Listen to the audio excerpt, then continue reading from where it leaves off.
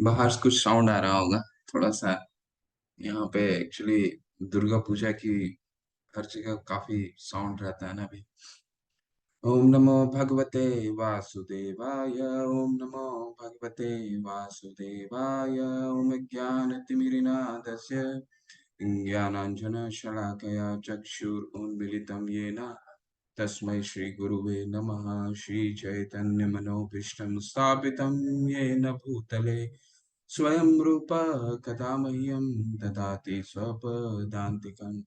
वन्देऽहं श्रीगुरुं श्रीयुतापदकमलं श्रीगुरुं वैष्णवांश्च श्रीरूपं सागरजातं सहगना रघुनाथं वितं सजीवं साद्वैतं सावधूतं परिजनसहिता कृष्ण चैतन्य देवं श्रीराधा कृष्णपादान् सहगना ललिता श्रीविशाखान्वितांश्च। हे कृष्णा करुणा सिंधु दीनबंधु जगतपते गोपेश गोपिका कांत राधा कांत नमस्तुते। तप्त कांचन गौरांगी राधे वृंदावनेश्वरी वृषभानुसुते देवी प्रणमामि हरिप्रिये। वाञ्छाकल्पतरुभ्यश्च कृपा सिन्धुभैव च पतितानां पावनेभ्यो वैष्णवेभ्यो नमो नमः। नमो विष्णुपादाय कृष्णपृष्ठाय भूतले श्रीमते भक्तिवेदांत स्वामीति नामिने। नमो नमस्ते सरस्वते देवे गौरवाणी प्रचारिणे निर्विशेष शून्यवादी पाश्चात्य देश तारिणे। जय श्री कृष्ण चैतन्य प्रभु नित्यानंदा श्री अद्वैत गदाधर शिवास आदि गौर भक्त वृंदा। नमो महावदानाय कृष्ण प्रेम पदायते कृष्णाय कृष्ण चैतन्य नामने गोरितशे नमः। जय श्री कृष्ण चैतन्य प्रभु नित्यानंदा श्री अद्वैत गदाधर शिवास आदि गौर भक्त वृंदा। हरे कृष्णा कृष्ण कृष्णा हरे हरे हरे राम राम राम हरे हरे। हरे कृष्णा। आज 14वें दिन में आप सभी का स्वागत है। आज अ, तीन गुण विभाग योग के बारे में हम चर्चा करेंगे। बहुत ही अच्छा अध्याय होने वाला है आज। और ये जो आज अध्याय है वो अध्याय जो वैसे कल का जो हम अध्ययन हमने किया था अध्याय का, वो अध्याय आने वाला जो पांच हमारा अध्याय है, 14, 16, 17, खासकर ये तीन अध्याय का प्रीफेस था। मतलब उसका उसमें क्या आने वाला है वो 13वां अध्याय में हमने कल देखा था। आज उसको एक एक करके हम देखेंगे। बहुत ही बहुत व्यवहारिक ज्ञान आज आने वाला है, जिसके कल भगवान ने क्या उपदेश दिया था। अर्जुन के 6 प्रश्न थे कि ज्ञान सबसे पहला था कि क्षेत्र क्या है, क्षेत्रज्ञ क्या है, ठीक है, ज्ञान किसको कहते हैं, ज्ञेयम क्या है, पुरुष कौन है, प्रकृति क्या है। ये 6 प्रश्न थे। बहुत ही महत्वपूर्ण प्रश्न है, जिसमें से क्षेत्र किसको कहा जाता है, शरीर को क्षेत्र कहा जाता है। और क्षेत्रज्ञ क्या क्या है, इस शरीर को जानने वाले कितने लोग हैं, ठीक है। तो शरीर को जानने वाले कितने लोग होते हैं, 2 लोग हैं। एक जो शरीर के अंदर रहते हैं, दोनों शरीर के अंदर ही रहते हैं। एक सिर्फ उसी शरीर के बारे में जानते हैं, और एक पूरे भौतिक जगत के सभी शरीरों के बारे में जानते हैं। इन दोनों का क्या नाम है? एक का नाम है आत्मा और एक का नाम है परमात्मा, ठीक है। तो ये होते हैं क्षेत्रज्ञ, ठीक है। इसके बाद हमने क्या जाना, ज्ञान क्या होता है, और ज्ञेयम किसको कहते हैं। ज्ञान क्या है, मतलब हम ये कर किसके लिए, किसको जानने का, हम हमारी उद्देश्य क्या है जीवन का, किसको जानना चाहते हैं। तो किसको जानना चाहते हैं, परमात्मा को जानना चाहते हैं, ठीक है। और ज्ञेयम किसको कहते हैं, जानने के लिए क्या सभी लोग जान जाएंगे भगवान को, ठीक है। सभी लोग जान जाएंगे तो भगवान को 7वें अध्याय में ये कहने की आवश्यकता नहीं पड़ी होती कि सहस्त्र मनुष्यों में कोई बिरला ही मुझे जान पाता, मनुष्य नाम सहस्त्रेषु कश्चित् यतति सिद्धये, ठीक है। बहुत बहुत लोगों में शायद ही कुछ मुझे जान पाते हैं, उसमें से भी बहुत कम लोग मेरे शरणागत हो पाते हैं, मुझे पूर्ण रूप से मेरे प्रति आकृष्ट हो पाते हैं, ठीक है, तो कितने लोग ऑनलाइन क्लासेस ज्वाइन करते हैं और 18 अध्याय तक समापन होते होते कितने लोग बचते हैं? तो भगवान को ये सब ज्ञात है कि इसलिए कल के अध्याय में भगवान क्या कहते हैं? उपदृष्टा अनुमंता च भर्ता भोक्ता महेश्वर, मैं आपके अंदर रहता हूँ और आपको अनुमति देता हूँ। ठीक है, अनुमति देने का ये नहीं मतलब है कि भगवान हमको पकड़ के रखते हैं। भगवान हमें समझाते हैं और साथ साथ में हमें स्वतंत्रता भी देते हैं। ठीक है, तो हम जो भी कर रहे हैं उसकी भगवान साक्षी रहते हैं हर समय। ठीक है, अब ये कहने का मतलब है हम कभी भी अकेले नहीं रहते हैं, हमें देखने वाला हमेशा हमारे साथ रहता है। तो इस तरह भगवान हमें कल समझाते हैं। फिर बहुत इंपॉर्टेंट, बहुत ही महत्वपूर्ण विषय कल आता है, पुरुष और प्रकृति का संयोग। और इस संयोग से हमें ये शरीर प्राप्त होता है। ठीक है, और शरीर कैसे प्राप्त, ये संयोग कैसे होता है? पुरुष और प्रकृति के रिलेशन, पुरुष प्रकृति के साथ कैसे रिलेशन बनाता है? गुणों के आधार पर रिलेशन बनाता है। ठीक है, एक ही, आप देखिए, एक ही सिचुएशन को अलग अलग व्यक्ति, एक ही होता है ना कि एक सिचुएशन दे दिया जाए, परंतु उस सिचुएशन को हर व्यक्ति अलग अलग तरीके से उसको देखता है। तो उसका वो देखने का क्या तरीका है, वो क्यों ऐसा अलग अलग क्यों है? उसका कारण है कि हर व्यक्ति इस पूरे भौतिक जगत में, इवन ब्रह्मा जी में भी, ब्रह्मा जी के जो ब्रह्मलोक है, ठीक है, सत्यलोक बोला जाता है, उसमें भी जो जीव है वो 3 गुणों में बंधा हुआ है। ठीक है, वो 3 गुणों के कारण वो जो उसका स्वभाव है प्रकृति के साथ, वो 3 गुणों के द्वारा होता है। ठीक है, आज यही 3 गुणों के बारे में विस्तार से हम चर्चा करने वाले हैं, इसीलिए इस अध्याय का नाम है 3 गुण विभाग योग। इसलिए हमको बहुत महत्वपूर्ण है हमारे लिए ये जानना कि एक अध्याय दूसरे अध्याय से किस तरह जुड़ा हुआ है। तो कल के अध्याय में भगवान पुरुष और प्रकृति के बारे में बताते हैं, उनके इंटर रिलेशंस के बारे में बताते हैं। आज वो जो रिलेशन विकसित होता है वो किस गुण के आधार पर होता है, उसके बारे में विस्तार से चर्चा है। चलिए पढ़ते हैं आगे।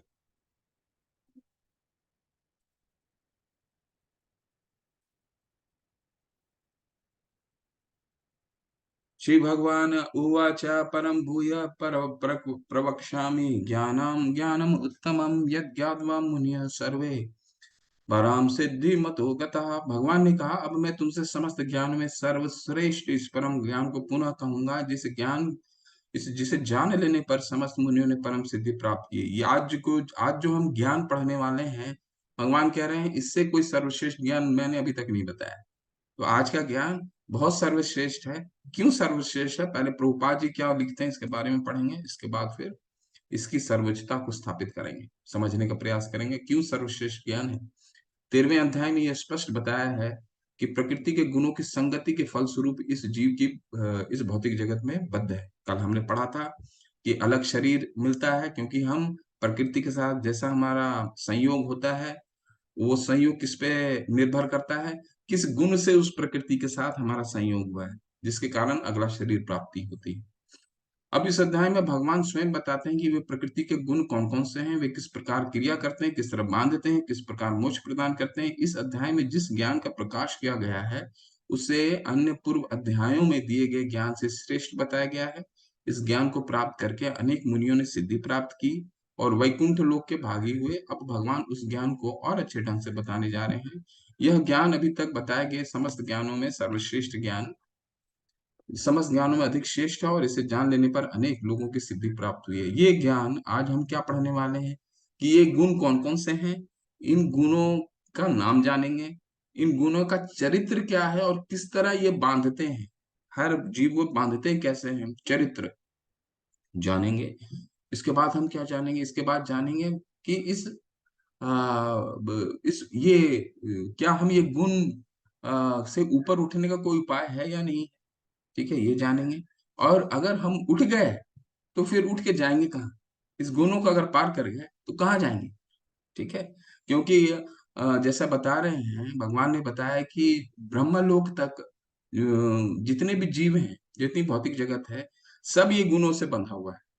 तो हमारा तो सबसे जीवन का उद्देश्य होता है कि हम सबसे ऊंचे लोक को चले जाएं। ऊंचे लोक हम क्या देखते हैं, स्वर्ग लोक से ऊपर तो हम सोच नहीं पाते। तो भगवान ने आज ये भी बता दिया कि स्वर्ग लोक में भी तीनों गुणों से बंधे हुए हैं। तो हम जाएंगे कहाँ? अगर गुण को पार कर गए तो कहाँ जाएंगे पहले? ठीक है। तो ये आज का अध्याय बहुत विशेष होने वाला है। क्यों? क्योंकि भगवान एक ऐसा गंतव्य हमें बता रहे हैं जो हम अभी तक नहीं जानते। ठीक है। इस ज्ञान में स्थिर होकर मनुष्य मेरी जिस जैसी दिव्य प्रकृति को प्राप्त कर सकता है, इस प्रकार स्थित हो जाने पर वह न तो सृष्टि के समय उत्पन्न होता है और न प्रलय के समय विचलित होता है। तो देखिए आज कितना अच्छा चीज बताने वाले हैं। भगवान कह रहे हैं कि अगर कोई व्यक्ति उस गुण को पार कर गया तो वो भगवान के साथ स्थान भगवान के साथ उनके धाम में रहेगा। ठीक है। वो धाम क्या है? अब आप लोग बहुत लोगों को मालूम होगा। ठीक है। तो ये सबसे सर्वश्रेष्ठ जगह जाने की विधि बताता है ये ज्ञान आज। ठीक है। सारा मार्ग बताता है। ठीक है। तो हमें ये जो आज का अध्याय है, जब एक जहाज चलता है ना, एरोप्लेन चलता है, तो सबसे पहले क्या चलता है? वो रनवे में आता है। रनवे में आने के बाद वो फिर जहाज जो है, वो एरोप्लेन जो है वो हवाई यात्रा करता है। ठीक है ना। तो आज का जो ज्ञान है हमारा, ये वो रनवे में लेके आएगा ये ज्ञान। और फिर जहां से हम हवाई यात्रा कर सकते हैं, वो हवाई यात्रा कहाँ है? भगवान के धाम में। जो भगवान कह रहे हैं फिर वापस आने का वापस आने के कोई चक्कर ही नहीं है। फिर हम क्या हो जाएगा? मामुपैते तु पुनर्जन्म दुखालयम अशाश्वतम। भगवान बताते हैं ना 8वें अध्याय में कि ये दुखों का घर है। ठीक है। ये दुखों का घर है और ये इसको जो पार कर जाता है फिर ये दोबारा वापस नहीं आता। फिर दुखों से पार हो जाएंगे। दुख से पार हो जाएंगे तो चार चीज कहीं कभी नहीं आएगा। वो क्या है? जन्म, मृत्यु, जरा, जरा यानी कि बीमारी और बुढ़ापा। ठीक है। ये चार चीजों से हम मुक्त हो जाएंगे। सर्वयोनिषु कौन्तेय मूर्तयः सम्भवन्ति या तासा ब्रह्म महद्योनिर अहम बीज प्रदत्त पिता। हे कुंती पुत्र, तुम ये समझ लो कि समस्त प्रकार के जीव योनियां इस भौतिक प्रकृति में जन्म द्वारा संभव है और मैं उनका जीव प्रदत्त पिता हूँ। तो हमने ये बहुत प्रश्न सुना है, आप सभी ने सुना होगा कि पहले बीज आया या पहले पेड़ आया, पहले अंडा आई या पहले मुर्गी है। तो ये प्रश्न का समाधान हमारे जो तत्काल भौतिक विज्ञान है, इसको कोई भी विज्ञान, किसी तरह का भी विज्ञान इसको एक नतीजे तक नहीं पहुंच पाया। लेकिन शास्त्र क्लियर बता रहे हैं, भगवान यहाँ बता रहे हैं, हर बीज का मैं पिता हूँ। हम बीज प्रदत्त पिता, यानी बीज पहले आई। तो बीज कैसे आती है? तो ये देख रहे हैं आप, ये प्रकृति जो देख रहे हैं आप, ये हमारी माता होती है। इसको भगवान गर्भस्थ करते हैं। गर्भस्थ करते हैं किसे? जीवों से गर्भस्थ करते हैं। और वो कैसे गर्भस्थ होता है? ठीक है। अपने दृष्टि से, अपने विजन से, अपने दृष्टिपात से उनको प्रकृति को गर्भस्थ करते हैं और ये जीव तभी पैदा होती है। ठीक है। तो ये बहुत मुख्य, बहुत ही इंपॉर्टेंट श्लोक है। ठीक है। यहां से लेकर के जितने 14 लोक हैं, सब लोकों में जीव की उत्पत्ति के कारण बीज के रूप में भगवान है। प्रकृति को गर्भस्थ करते हैं, प्रकृति क्या करती है? फिर जीवों को उत्पत्ति करती है। चाहे वो मनुष्य, 84 लाख जीव हैं, इसमें मनुष्य एक जीव है। 4 लाख होता है मनुष्य की जातियां, प्रजातियां 4 लाख की होती हैं। बाकी जलचर है, कीट है, पक्षी हैं, सबका अपना अपना, मुझे वो स्मरण नहीं है। भागवतम में बहुत अच्छा श्लोक आता है जहाँ पे ये बताया जाता है कितने कीट हैं, कितने जलचर हैं। ठीक है। सबसे सबसे ज्यादा मुझे जलचरी स्मरण आ रहा है। सबसे ज्यादा जलचर होते हैं, 4 लाख मनुष्य योनि होते हैं। तो यहाँ तक से सारे जो हैं, ये भगवान बीज प्रदत्त पिता है। चलिए, अब वो तीन गुणों का खुलासा भगवान कहते हैं। देखिए, भगवान हर जगह कह रहे हैं मैं आपका पिता हूँ। 9वें अध्याय में भी भगवान कहते हैं पितामह से जगतो माता धाता पितामह। आज फिर कह रहे हैं अहम बीज प्रदत्त पिता। ठीक है। तो प्रभुपाद जी बार बार इसी चीज पे जोर डालते हैं कि अगर सब ये चीज को जान लें, सब इस चीज को अपना लें कि भगवान ही हम सबके पिता हैं, तो कोई भी धर्म अपनाता हो, चाहे मुसलमान का धर्म हो, हिंदू का धर्म हो, क्रिश्चियन का धर्म, कोई भी धर्म हो, भगवान तो सबके लिए एक ही है। भगवान तो कह रहे हैं मैं सबका पिता हूँ। हम कोई भी उसको कोई भी नाम दे सकते हैं। कोई कृष्ण कह रहा है, कोई कुछ और कह रहा है, कोई कुछ और कह रहा है, सब उनके सेवक हैं या उनके उनके प्रचारक हैं या भगवान स्वयं है। तो अगर सबको ये पता चल जाता है कि हम भगवान सबके हैं, तो ये बीच की जितनी भी भेद है, वो सारा भेद मिट जाएगा। देखिए आज सब देश एक दूसरे से लड़ाई कर रहे हैं। ठीक है, आप लास्ट 2 वर्षों में देख रहे हैं ए, ए, ए, एक दूसरे के प्रति कितना ईर्ष्या और द्वेष कितना बढ़ते जा रहा है। जबकि विज्ञान हम बहुत तरक्की कर रहे हैं, लेकिन विनाश भी उतना विनाशकारी बुद्धि भी उतनी बढ़ती जा रही है। क्यों? क्योंकि हम भगवान से उतने दूर होते जा रहे हैं। चलिए आज दूर होने का कारण समझते हैं। ये गुणों के बारे में जानते हैं। ये गुण कौन कौन से हैं? सत्वम रजस तमम इति गुणा प्रकृति संभवा निबधनाति महाबाहो देहे देहिनम अव्ययम्। भौतिक प्रकृति इन 3 गुणों से युक्त है। ये हैं सतो, रजो तथा तमोगुण। हे महाभाव अर्जुन, जब शाश्वत जीव प्रकृति के संसर्ग में आता है तो वह गुणों से बंध जाता है। ठीक है, तो 3 गुण हैं, सतोगुण, रजोगुण, तमोगुण। ठीक है ये सारे किस भगवान कह रहे हैं? सतोगुण सबसे सर्वश्रेष्ठ गुण है, रजोगुण बीच वाला गुण है, और तमोगुण सबसे निम्न गुण है तो सब गुण जिसमें सभी लोग बंधे हैं। देखिए जो तस्वीर है, जो पिक्चर है, ये आपके दिमाग में इसको अंकित कर लीजिए।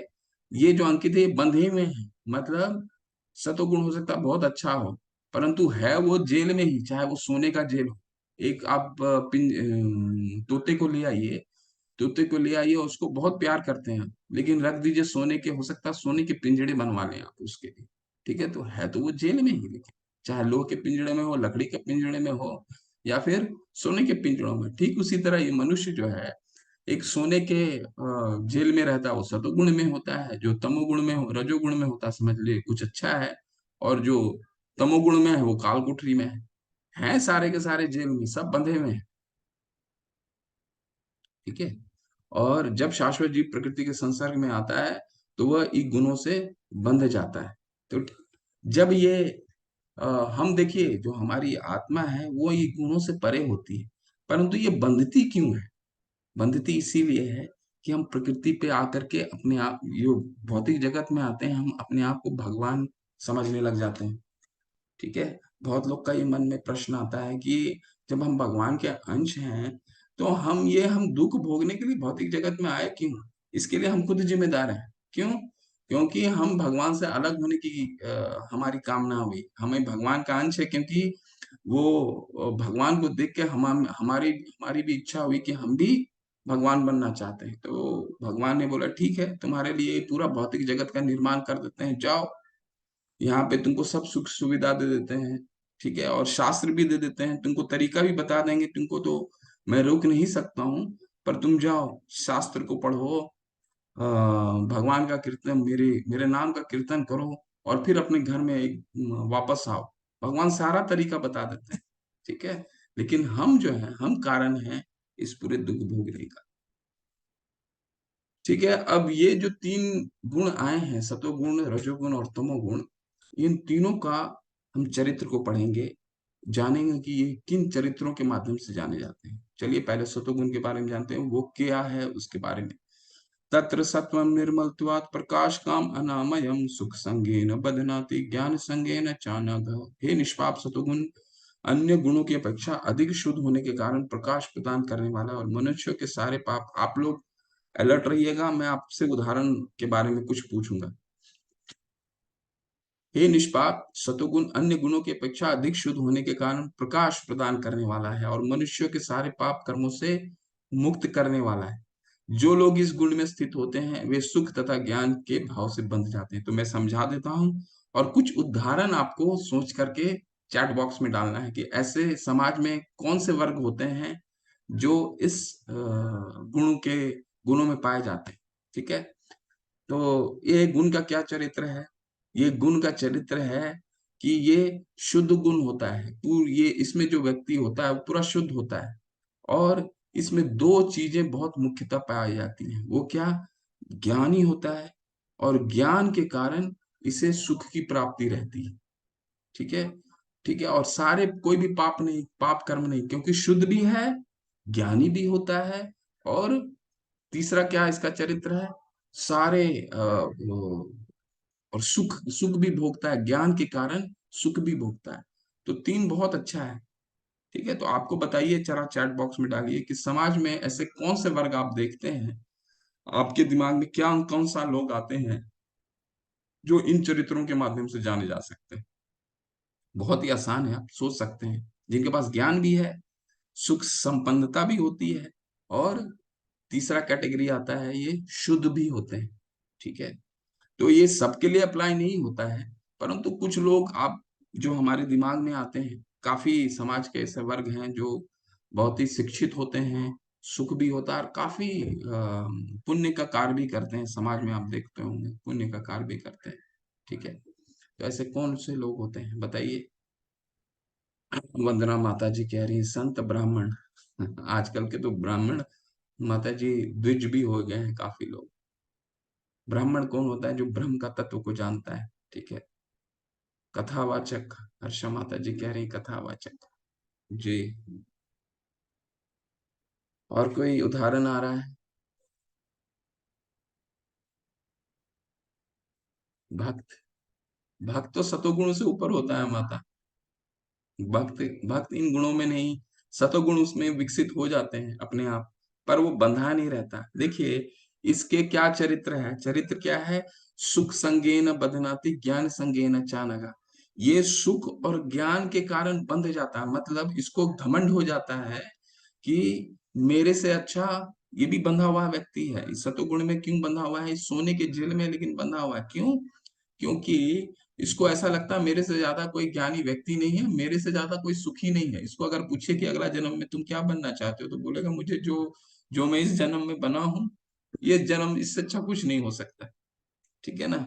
तो जैसे मैंने आपको 2 दिन पहले भी बताया था, चैतन्य चरण प्रभु हैं बहुत, हिज ग्रेस परम पूज्य चैतन्य चरण प्रभु, वो क्या लिखते हैं, even if you have done fair in your life, अगर आप अपने जीवन में बहुत अच्छा करते हैं, ठीक है, सारा जीवन आप बहुत अच्छा करते हैं, तभी भी still you have to do farewell to this life, इसके बाद भी आपको जीवन को त्याग करना पड़ेगा। ठीक है, तो इसके बाद भी अगर ये सतुगुण व्यक्ति को आप पूछते हैं कि अगले जन्म में क्या होगा, क्या करना चाहते हो, अगले जन्म में तुम्हें क्या प्राप्ति करना है, तो जो जीवन है वही जीवन चाहते हैं। तो आप लोग ने बहुत अच्छा, हाँ दुर्गेश माता जी, दुर्गेश प्रभु कह रहे हैं अमीर लोग, समाज सेवी पूनम पूनम गिल्होत्रा माता जी कह रही हैं, हरे कृष्ण। चलिए मैं कुछ बताता हूँ, संकेत देता हूँ। ज्ञान जैसे बहुत वैज्ञानिक होते हैं, बहुत अच्छे अच्छे समाज शास्त्री होते हैं। ठीक है, जिसमें ज्ञान की कोई कमी नहीं होती है, इतने अच्छे अच्छे हमारे लिए साइंटिफिक डेवलपमेंट है। ठीक है,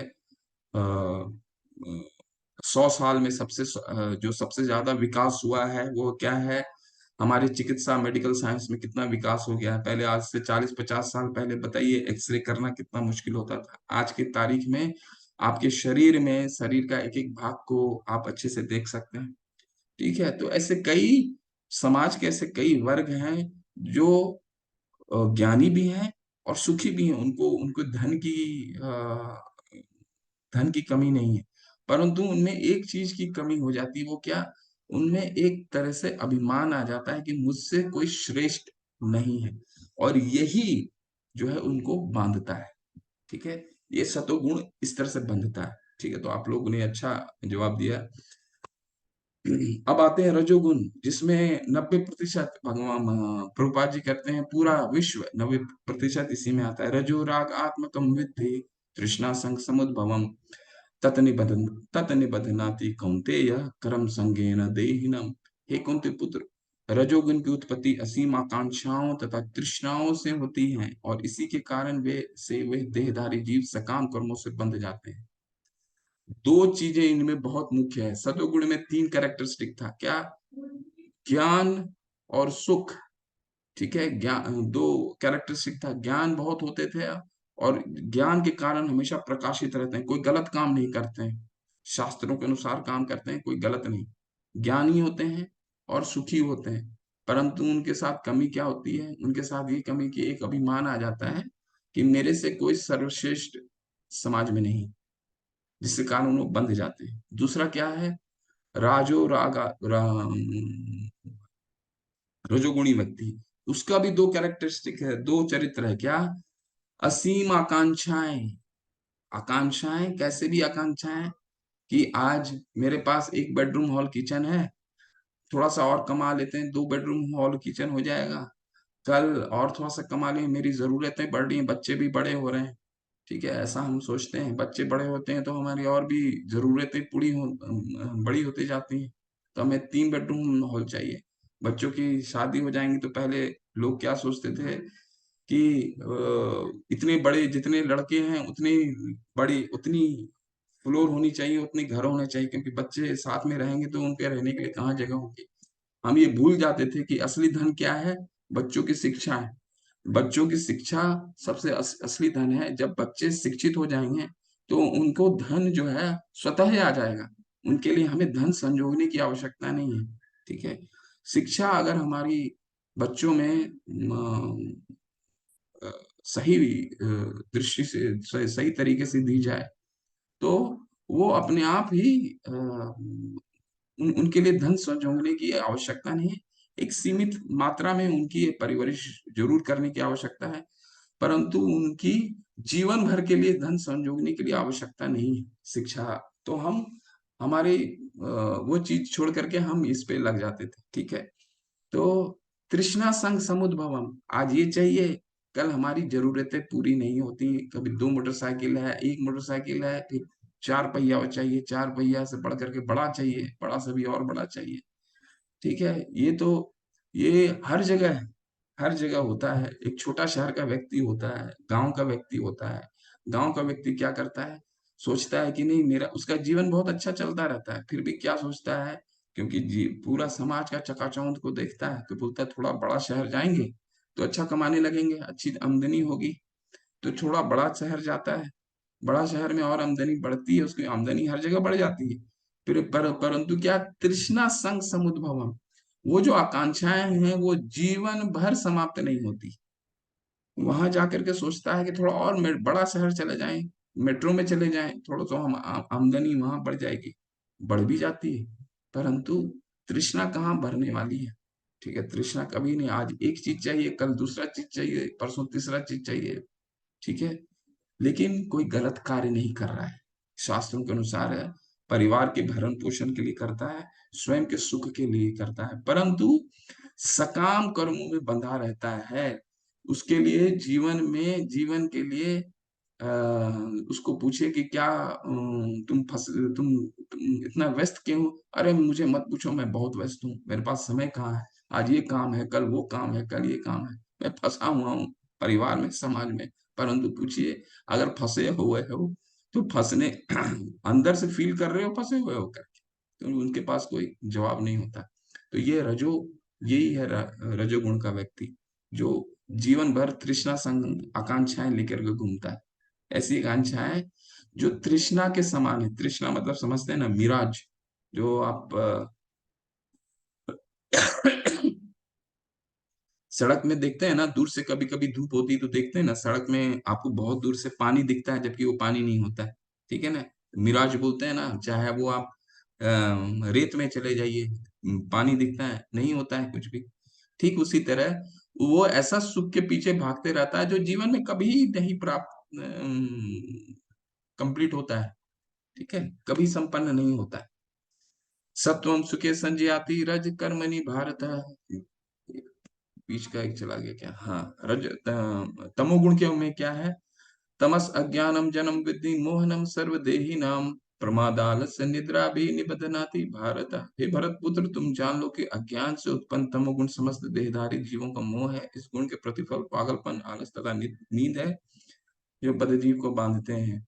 अब आ जाते हैं हम सबसे निम्न गुण, जिसको तमोगुण कहा जाता है। इसके भी 3 चरित्र हैं। क्या है? ये अज्ञान से भरा पड़ा है। इतना ज्ञान है कि इसको बोलिए कि सुबह जल्दी उठो, अरे सुबह जल्दी उठ के क्या होगा? ठीक है, तो इसको कोई ज्ञान नहीं है शास्त्रों का, अपना खुद ज्ञान रचता है। दूसरा सेकंड चरित्र क्या है? पागलपन, क्योंकि ज्ञान नहीं है तो अपना खुद ही नियम बनाता है। ठीक है, और तीसरा आलस और निद्रा। इसको बोलिए कि रविवार को थोड़ा सा अपने लिए समय निकालो शास्त्र, क्योंकि हमारे पास समय मिला है, समय का उपयोग करें, थोड़ा शास्त्र का पढ़ाई करें, थोड़ा पठन करें, थोड़ा कीर्तन करें, श्रवण करें। लेकिन कहता नहीं, रविवार मिला है, थोड़ा सा नींद ले लेते हैं, सो लेते हैं। आलस, निद्रा, जो काम आज करना है वो कल करेगा, कल करेगा, परसों करेगा, ऐसा। और नींद। तो चार तमोगुण में जो है वो चार, तीन मुख्य हैं। एक तो अज्ञानी होता है, ठीक है। दूसरा क्या होता है, आलस। चार चीज हैं, अज्ञानी, अज्ञानी के कारण पागलपन आता है, पागलपन के बाद आलसी होता है, और निद्रा आती है। ठीक है, सोने में आनंद आनंद लेता है। तो ये तीन चीजें आपको बहुत इसको स्मरण कर लीजिए, याद कर लीजिए। पहला क्या है, सतुगुण। सतुगुण क्या चीज से बंधता है, सुख से और ज्ञान से। बहुत ज्ञानी होता है, बहुत सुखी होता है, शुद्ध होता है, परंतु ज्ञान और सुख के कारण अभिमानित होता है, जिसके कारण वो बंध जाता है। रजोगुण का व्यक्ति क्या होता है, आकांक्षाएं, ऐसी आकांक्षाएं, असीम आकांक्षाएं जो कभी पूर्ण नहीं होती, असीम तृष्णा, तृष्णा जैसी है। ठीक है। और तमोगुण का क्या होता है, अज्ञान, अज्ञान के कारण पागलपन आता है, पागल के बाद आलसी होता है और नींद आता है। ठीक है, इसको अभी हम और विस्तार से पढ़ेंगे। सत्वं सुखे संजयति रज कर्मणि भारत है, ज्ञान मामृत तू तम प्रमादे संजय युक्ता। हे भरत पुत्र, तमोगुण मनुष्य को सुख से बांधता है, रजोगुण सकाम कर्म से बांधता है, और तमोगुण मनुष्य को के ज्ञान को ढककर उसे पागलपन से बांधता है। ठीक है, तो ये हमने देख लिया। सतोगुण में व्यक्ति अच्छे अच्छे काम करता है, हॉस्पिटल खोलता है, पुण्य का कार्य करता है, परंतु उसको घमंड हो जाता है कि मेरे से सर्वश्रेष्ठ कोई व्यक्ति नहीं है। ठीक है।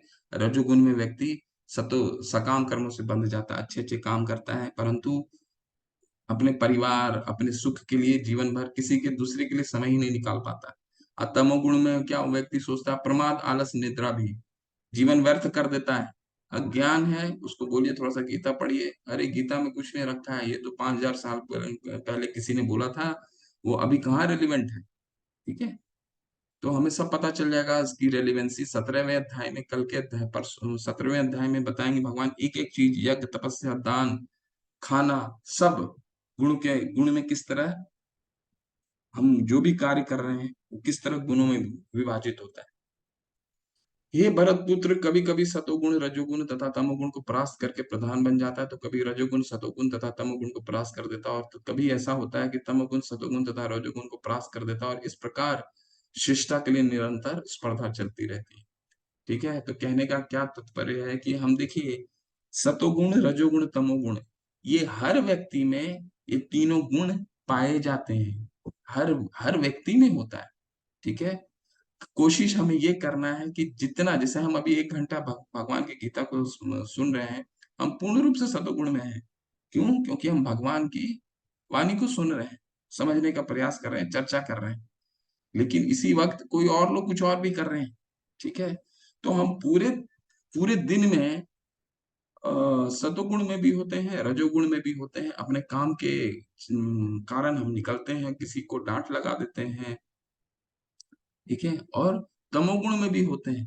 तमोगुण, जो नींद हम लेते हैं वो तमोगुण में ही आता है। ठीक है, वो भी जरूरी है, ऐसा नहीं है कि वो जरूरी नहीं। तमोगुण नींद में आता है, परंतु रात को 12-12 1 बजे तक जगना, सुबह देर से उठना, ये सब तमोगुण के लक्षण है। क्यों ऐसा है? क्योंकि रात्रि जो होती है वो तमोगुण का सूचक है। रात में कभी भी शुद्ध कार्य नहीं हो सकते, होते हैं, कम होते हैं। लेकिन वही चीज अगर हम जल्दी सो जाते हैं, सुबह जल्दी उठते हैं, तो सुबह का जो ब्रह्म मुहूर्त है उसमें तमोगुण का कार्य बिल्कुल नहीं हो सकता, बिल्कुल होता ही नहीं है। आप हमारे किसी के भी मन में तमोगुण का कार्य आता भी नहीं है। ठीक है, इसलिए कहते हैं ना, अगर 4 बजे आप उठते हैं तो एक विद्यार्थी के लिए भी वो बहुत अच्छा समय होता है। कोई चीज अगर वो उसको रात में 1 घंटे में समझ में आता है, तो वो सुबह उठ के जल्दी अगर पढ़ाई करता है, तो वही 1 घंटा जो है, कम समय में उसे चीजें समझ में आ जाती है, आधे घंटे में आ जाती है। ठीक है, क्योंकि ब्रह्म का मुहूर्त है। ठीक है। तो देखिए जो युग में है, सतयुग में क्या था, सतयुग में भी सतोगुण की प्रधानता थी, जहाँ पे व्यक्ति हजार हजार वर्ष तपस्या करते थे, तो वहां सतोगुण की ज्यादा ज्यादा लोग सतोगुण में होते थे। आज क्या है, आज रजोगुण की प्रधानता बढ़ गई है, और आगे आने वाला समय जो कलयुग का है वो बहुत ही विनाशकारी होने वाला है, ऐसा भागवतम में ही आता है। तो तमोगुण की प्रधानता और बढ़ने वाली है, ठीक है। तो ये प्रतिस्पर्धा निरंतर चलती रहती है पूरे दिन में, ये हमें विकास करना है कि हमें किस गुण में ज्यादा रहना है। इसलिए प्रभुपाद जी ने बहुत अच्छा नियम बनाया है, सुबह 4 बजे उठो, 4:30 बजे मंगल आरती करो, जप करो, श्रीमद् भागवतम पढ़ो पढ़ो। तो जब तक सारा दुनिया जाग जाएगा तब तक आप 4 घंटे सद्गुण में रहेंगे। 4 बजे से लेकर के 8 बजे तक, आपका भौतिक जीवन तो 8 बजे के बाद ही स्टार्ट होता है, 8-9 बजे के बाद ही होता है। तो 5 घंटे आप पूरे दिन के आप सतोगुण में होंगे, फिर 9 बजे अपना काम में कार्यालय जाइए, कोई बात नहीं, 6-7 बजे तक कार्यालय में काम कीजिए, 6 बजे तक करिए, 7 बजे तक करिए। रजोगुण में भी रहते हैं तो कोई दिक्कत नहीं है, ठीक है। तो इसके बाद फिर शास्त्रों का अध्ययन कीजिए, घर आते हैं तो परिवार के साथ कीर्तन कीजिए, थोड़ा शास्त्र पढ़िए, फिर परिवार के साथ समय गुजारिए, देखिए जीवन कितना सुलझने लगेगा। सतोगुण की अभिव्यक्ति को कभी अनुभव किया जा सकता है जब शरीर के सारे द्वार ज्ञान के प्रकाश से प्रकाशित हों। तो सतोगुण ज्ञान के 9 द्वार होते हैं। कौन कौन से होते हैं? ये 2 आंख होता है, 2 नथुने होते हैं, 4 हो गए, 2 कान के हो गए, 6 हो गया, 7 हो गया, हमारी उदर और हमारी जनेंद्रियां। तो 9 द्वार होते हैं, ये सारे के सारे प्रकाशित होते हैं, कोई गलत कार्य नहीं करता सतुगुण में व्यक्ति, ठीक है। हे भरत वंशियों में प्रमुख, जब रजोगुण में वृद्धि हो जाती तो अत्यधिक आसक्ति, सकाम कर्म, गहन उद्यम तथा अनियंत्रित इच्छाएं व लालसा के लक्षण प्रकट होते हैं। तो इसके बारे में हमने चर्चा किया है। रजोगुण में व्यक्ति जो है बहुत ही, ये इतिहास ही हमारा, देखिए इतिहास को उठाकर देखिएगा तो इतिहास में क्या है, लालसा और तृष्णा के कारण कितने राजाओं ने अपने पिता को का वध किया, या पिता को उनके राज्य से हटाया। हमारा इतिहास यही कहता है ना, इतिहास में जो हम पढ़े हैं, ठीक है। तो हमारा इतिहास भी यही कहता है।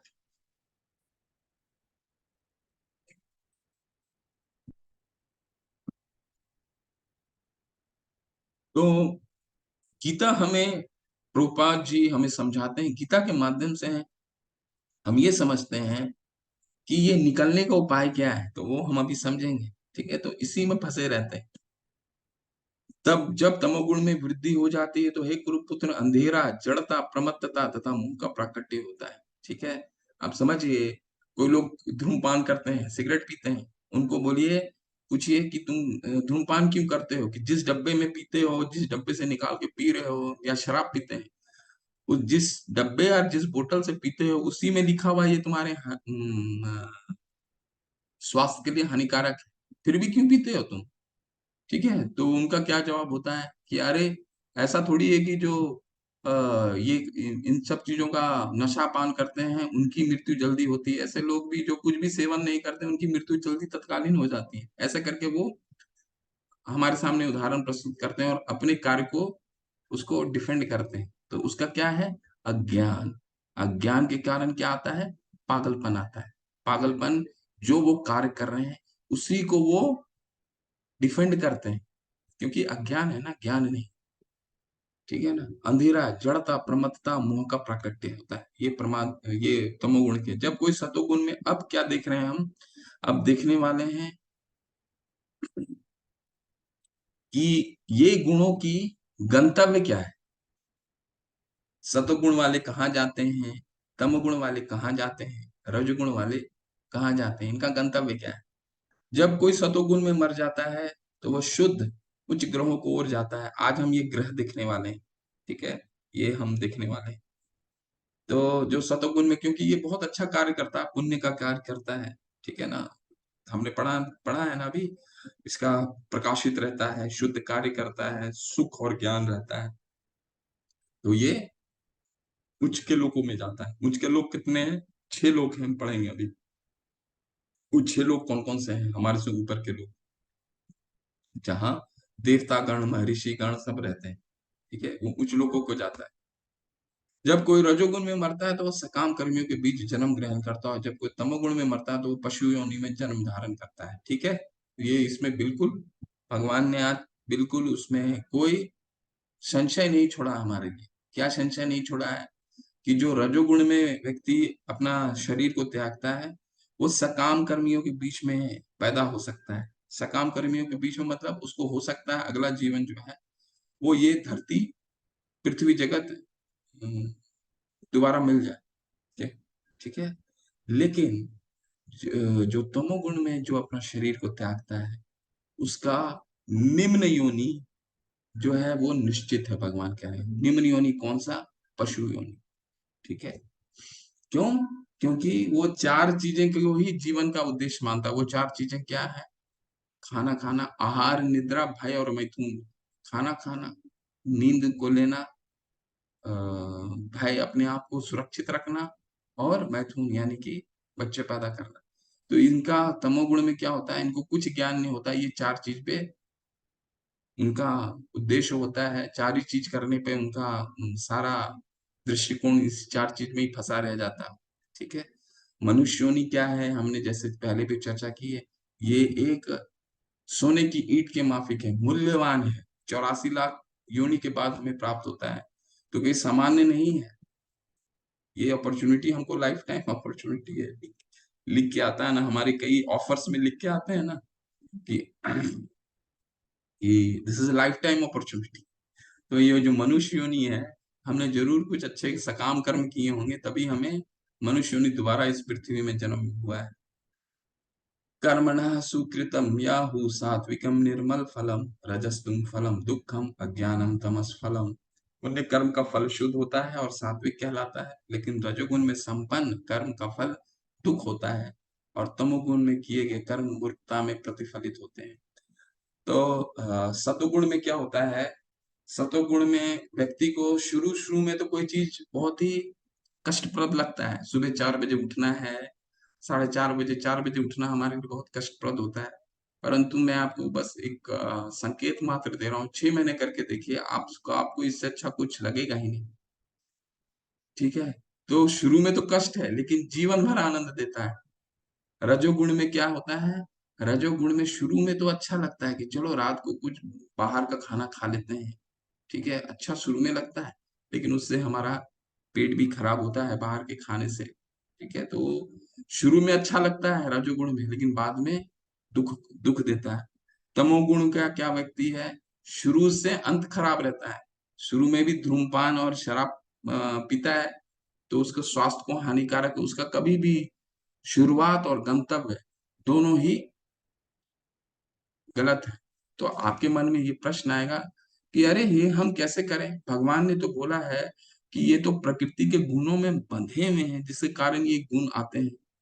तो बंधे हुए तो हैं, लेकिन भगवान ने तो शास्त्र भी तो दिया है निकलने के लिए। हमें हमें मैनुअल भी तो लिख के दिया है।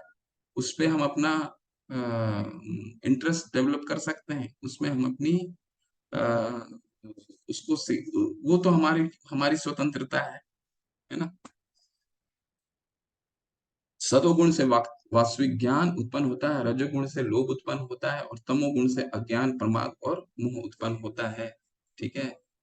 तो ये हम अब तक जान चुके हैं।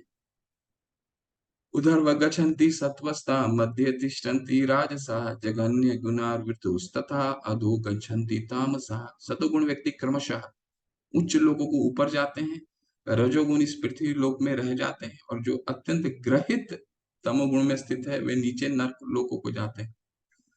तो ये हमने चर्चा कर लिया है इस चीज पे, तो इस पे ज्यादा ड्वेल नहीं करेंगे, इस पे ज्यादा चर्चा नहीं करेंगे कि गंतव्य क्या है। सतोगुण का व्यक्ति ऊपर की ग्रहों को जाता है, रजोगुणी के पास ये अपॉर्चुनिटी हो सकता है दोबारा मिले कि एक भूलोक में दोबारा उसका जन्म हो। लेकिन जो तमोगुणी व्यक्ति है उसको क्या है? उसके निम्न ये पशु योनि मिलेगा, या निम्न लोगों को ही नरक के लोगों को प्राप्त होगा। तो प्रभुपाद जी हमें समझाते हैं ये जीवन में कृष्णा भावनामृत एक बहुत एक बोलते हैं ना, ब्रीद ऑफ फ्रेश एयर। तो ये ब्रीद ऑफ फ्रेश एयर की तरह है। कृष्ण भावनामृत को अगर हम अपनाते हैं, तो हम अगर तमोगुण में हैं, हम अब तक पहचान चुके हैं, हम अपने चरित्र को टटोल सकते हैं। हम में सभी लोग, जैसे मेरे जैसा व्यक्ति, अगर तमोगुण में मेरे जैसा व्यक्ति है, तो वो क्या, उसके पास ये शुभ अवसर अवसर है कि वो कृष्णा भावनामृत को अपनाए और इस अपॉर्चुनिटी के द्वारा, के द्वारा लाभ उठाए और उच्च उच्च गुणों को प्राप्त हो। ठीक है, जो हमारे शास्त्र जैसा बताते हैं, हमारे गुरु बताते हैं, सुबह उठे, माला करे, मंगल आरती करे, शास्त्रों का अध्ययन करे। ठीक है, देखिए, आ गया आपका यूनिवर्स, भौतिक जगत।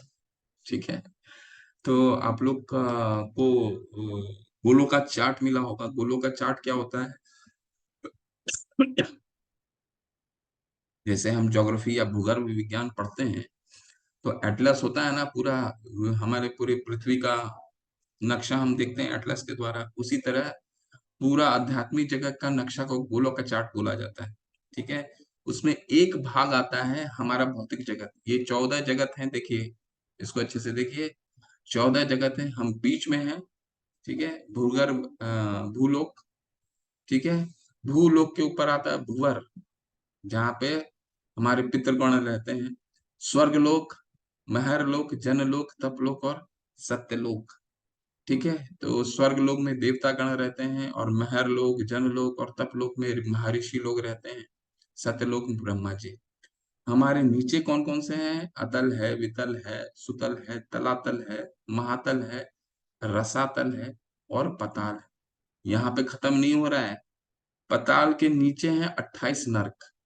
ठीक है, तो ये अभी जो तमोगुण में है, भगवान ने क्या बताया है, ये या तो पशु योनि में होगा या फिर नर्क यानी पाताल लोक से भी नीचे है। और इसकी जो जर्नी है, ये बहुत भयानक होती है। मतलब ये एक पूरा, इस पे एक पूरा शास्त्र है, जिसको गरुड़, एक पूरा पुराण है, गरुड़ पुराण बोलते हैं उसको। गरुड़ ने अ, चर्चा किया है विष्णु से, भगवान विष्णु से जब चर्चा किया, विष्णु उनको बताते हैं। ठीक है, तो ये पूरा पुराण है इस पूरी आत्मा का जर्नी को लेकर के। ठीक है, तो ये देखिए, ये पूरा जो भौतिक जगत है, देखिए इसमें नीचे आप देख सकते हैं विष्णु हैं, इनके नाभि कमल से ब्रह्मा जी उत्पन्न हो रहे हैं। आप देखिए थोड़ा चार्ट को। और इसकी अधिष्ठाता देवी हैं, जिनका हम अभी आराधना 9 दिन कर रहे हैं, दुर्गा माँ अधिष्ठाता देवी हैं। ठीक है, ये कंट्रोल करती हैं। ठीक है, कंट्रोल करती हैं और हमें बार बार त्रिशूल दिखाती हैं। और त्रिशूल के माध्यम से हमें ये बताती हैं। ये त्रिशूल जो रहता है ना, ये 3 चीजों को डिनोट करता है। क्या क्या है कि एक तो है, ये 3 जो हमें आपदा विपदा हमें फेस करते हैं हम भौतिक जगत में, ये 3 त्रिशूल के से डिनोट होता। क्या क्या है? पहला होता है आध्यात्मिक, आध्यात्मिक कर्म, जिसके कारण, मतलब हम स्वयं के कारण जो दुख भोगते हैं। किसी को हमने कुछ कटु शब्द बोल दिए, सामने वाला किस तरह प्रतिकार करता है हमारा। ठीक है, हमको तो लगता है कि वो व्यक्ति ऐसा हमें कैसे बोला, लेकिन ये स्वभाव है, ये दुर्गा माँ हमें देती है त्रिशूल के माध्यम से। हम किसी को दुख देते हैं, जिसके कारण हमें दुख की प्राप्ति होती है, उसके उसे कहते हैं आध्यात्मिक। फिर आता है अधिभौतिक। अधिभौतिक का मतलब होता है दूसरा त्रिशूल का दूसरी डंडी। अधिभौतिक, जो दूसरे हमें तकलीफ दे रहे हैं। आप सड़क पे चल रहे हैं, पीछे से साइकिल वाला आकर के आपको मार दिया। आप कार से जा रहे हैं, कभी कभी पीछे वाला आपको मार देता है, आप उसको भरा बुरा बुरा भला कहते हैं, परंतु दुर्गा माँ ये देंगी ही देंगी आप। ये हम सबको मिलेगा, आपको नहीं, हम सबको। हम सब इसके क्यों देती हैं वो भी बताऊंगा। और तीसरा होता है अधिदैविक, प्राकृतिक। भूकंप, बाढ़, कोविड, इस तरह के अधिदैविक। क्यों? कि दुर्गा माँ ये हमें दिखाती हैं कि देखो, ये भौतिक जगह जगत जो है कलेशों भरा है। ठीक है, तो तुम इस भौतिक जगत से अपना रिश्ता छोड़ने के बारे में सोचो, क्योंकि ये 3 दुख तो तुमको मिलने ही वाले हैं। तुम अपने घर जाने के बारे में सोचो। तो माँ भी हमें इस चीज के लिए प्रोत्साहित करती हैं कि हम अपने घर जाने के लिए तत्पर हों। इसीलिए इस तरह का दुख हमें मिलना ही मिलना है, हर को मिलना है इस भौतिक जगत में, सभी को। जब कोई ये अच्छी तरह जान लेता है कि समस्त कार्यों में प्रकृति के 3 गुणों के अतिरिक्त अन्य कोई करता नहीं, अब बहुत मुख्य पड़ाव में पहुंचने वाले हैं। क्या? अब हम पहुंचने वाले हैं कि ये गुणों को पार करने का कोई विधि है? पार कर सकते हैं कि जेल में ही हमें रहना है, सोने के जेल में ही रहना है या लोहे के जेल? पार कर सकते हैं? तो अर्जुन, इसके बारे में अब थोड़ा सा कंक्लूजन की तरफ हम बढ़ रहे हैं। गुणों के अतिरिक्त अन्य कोई करता नहीं, और जब ये परमेश्वर को जान लेता है जो इन 3 गुणों से परे है, तो वह मेरे दिव्य स्वभाव को प्राप्त होता है। तो भगवान कह रहे हैं कि अगर ये जो 3 गुणों को पार कर जाता है, वो मुझ तक पहुँचता है, मेरे गुण के करीब आ जाता है। ठीक है? तो ये कैसे संभव है? तो भगवान के पार्षदों का हमें हाथ पकड़ना पड़ता है। हम तो भगवान को नहीं जान सकते। भगवान को कैसे जानने की क्या विधि भगवान ने बताया कि मैं अपने चेले लोगों को भेज रहा हूँ, पार्षदों को भेज रहा हूँ। वो कौन है? हमारे गुरु होते हैं। ठीक है? हमारे गुरु कौन है? भगवान के पार्षद होते हैं। वो हमें भगवान से जुड़ने का प्रयास करते हैं। ठीक है? तो उनके माध्यम से हम इन 3 गुणों को पार कर सकते हैं। लेकिन उसके लिए भी क्या विधि है? सुनिए थोड़ा अच्छे से। जब देहधारी जीव भौतिक शरीर से संबंध इन तीनों गुणों को लांघने में समर्थ होता है, तो वह जन्म, मृत्यु, बुढ़ापा तथा अनेक कष्टों से मुक्त हो जाता है और इस जीवन में अमृत का भोग कर सकता है। हम इस जीवन में ही इसका आनंद उठा सकते हैं अगर 3 गुण हमें प्राप्त हो गए। तो इसका मतलब ये है कि हमें दुःख नहीं आएंगे? आएंगे, पर हम इतने आध्यात्मिक स्पिरिचुअली हम इतने स्ट्रांग हो जाते हैं कि हम समझ जाते हैं कि ये दुःख आना तो तय है। सिक्के का 2 कॉइन है, कॉइन 2 पहलू है। फिर अभी तो हमको लगता है ये दुःख आएंगे, या तो इसको हम इसके प्रति हम संभाव कैसे रखें? ये प्रश्न आता है मन में।